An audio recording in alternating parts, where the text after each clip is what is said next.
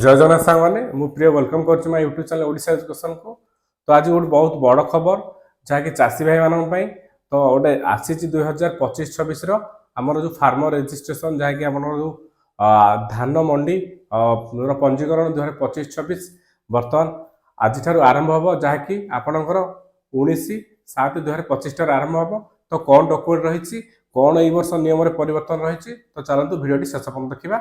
जदि आम चैनल को आप आसते निहाती भाव आम चैनल को सब्सक्राइब करूँ तले थी बेल आइकन प्रेस करूँ ऑल नोटिफिकेशन ऑन कर दिंतु जिते आम ओडिशा एजुकेशन चैनल तरफ वीडियो जो तो निहाती भाव आपने प्रथम देखिपारे।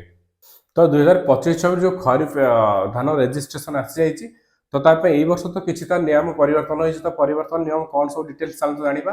तो फास्ट मुझे जो जो चाषी मैंने धानर रेजिस्ट्रेशन करेंगे पंजीकरण करेंगे तो से कौन करेंगे आधार कार्ड मोबाइल नंबर निहाती भाव में लिंक होता दरकार। जब लिंक न हो तो आपण मैंने तो रेजिस्ट्रेशन करेंगे ना। तापर कहबी कि आपणकर बैंक अकाउंट रे आपणकर केवाईसी निहाती भाव में होता दरकार। तो केवाईसी ना आपण मानकर जो मनी ट्रांजैक्शन हम तो से प्रोब्लेम हम तो निहाती भाव में आप ई केवाईसी करनी। तो चलते देखा आउ के इंपोर्टाट पॉइंट अच्छी जहाँकि आपण निहाती जरूरी निहाती भाव वीडियो शेष पर्यटन देखा। आम जेहेतु आज स्टार्ट हो जाए आपंकर 19/7/2025 आपंकर धानर पंजीकरण आरंभ हम।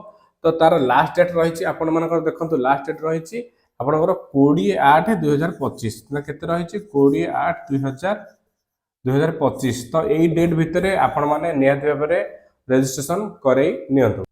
आउ के इंपोर्टाट पॉइंट देखा कि आपंकर अकाउंट खाताटी ई केवाईसी बाध्यतामूलक देखो आपंकर अकाउंट रे बैंक अकाउंट रे धरतु गोटे मोबाइल नंबर लिंक अच्छी मोबाइल नंबर से अकाउंट जो मोबाइल नंबर लिंक थी दरकार आधार कार्ड रे से मोबाइल नंबर लिंक थी दरकार। तो आप अकाउंट आधार सेडिंग करेंगे केवाईसी करेंगे सहित आपण मैंने निहाती भाव में आधार सहित मोबाइल नंबर लिंक करेंगे अकाउंट सहित से फोन नंबर टी लिंक करेंगे। अकाउंट यूकेएस हेल्ले एटा निहाती भाव बाध्यतामूलक जदि आपंकर यूकेएस ना तो आप निहाती भाव जाकि आपंकर बैंक रे करेंगे।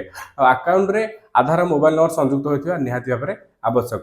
तो देखा या इथर आउ गोटे नुआ नियम आसी जहाँकि हूँ आपंकर आधार ऑथेंटिकेट अनुसार आप फॉर्म टी रखिए। तो आप निहाती भाव में आपंकर मोबाइल नंबर लिंक करूँ नियरेस्ट जदि लिंक न कर तो आपने तो प्रोब्लेम हो पाए। तो ये चलते देखिए आम कौन कौन डॉक्यूमेंट्स दरकार निहाती भाव में आप देखो।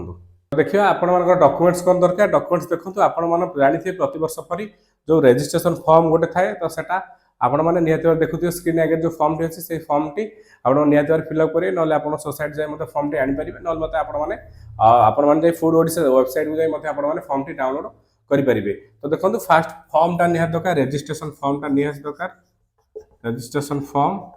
सेकेंड कथा कहबी आपणकर गोटे जो जमी पट्टा बाहर से पट्टा आप कौट व्यवहार करेंगे ना आप भूलेख साइड को जी भूलेख साइड की जाकि आपण मैंने तार नेट कॉपी बाहर करेंगे। आपण मैंने पुराना पट्टा देले हम ना से फेरई देवे निहाती भाव में भूलेख जाए आप नेट कॉपी बाहर करेंगे। नेक्स्ट कहबी आप 3 डॉक्यूमेंट्स आपंकर आधार कार्ड फोर्थ कहबी आपंकर बैंक पासबुक ये दुटा निहाती दरकार आधार सहित बैंक निहाती भाव लिंक होता दरकार। तो ये 4टी डॉक्यूमेंट निहाती भाव में आपण मैंने फॉर्म फिलअप करके नहीं जीवे।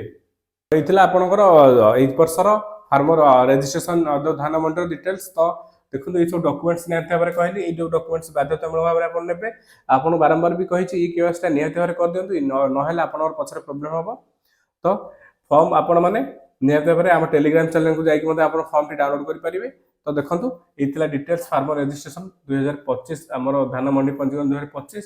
तो डॉक्यूमेंट्स ये बाध्यतामूलक आपंकर कौन कौन परिवर्तन होती नियम से सब डिटेल्स जानले जदि वीडियोटी आपको निहाती भाव इनफॉर्मेटिव लगी तो निहाती भाव में आप चाषी भाई सांगसाथी मानक शेयर करूँ से विषय जान नियंतु जेहेतु आज स्टार्ट होती रजिस्ट्रेशन डिटेल्स डॉक्यूमेंट रेडी कर निहाती भाव में आप अप्लाई कर दियंतु।